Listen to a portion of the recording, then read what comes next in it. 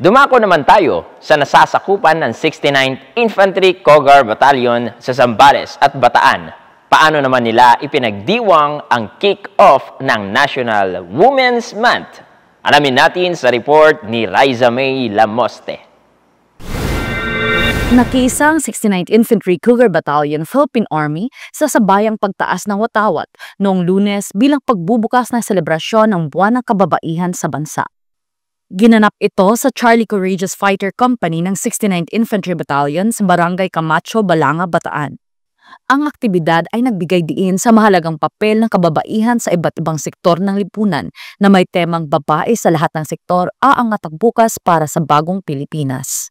Binibigyang halaga ng temang ito ang kontribusyon ng kababaihan sa pagsusulong sa isang mas maunlad, makabago at inklusibong kinabukasan para sa bayan.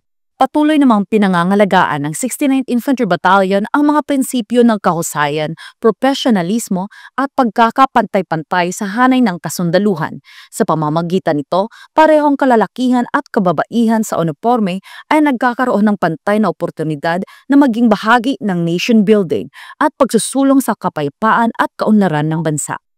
Ang 69th Infantry Battalion ay nananatiling tapat sa misyon nitong pangalagaan ang kapayapaan at seguridad sa kanilang nasasakupan, habang patuloy na kinikilala ang mahalagang papel ng kababaihan sa sandatahang lakas at sa lipunan sa kabuuan.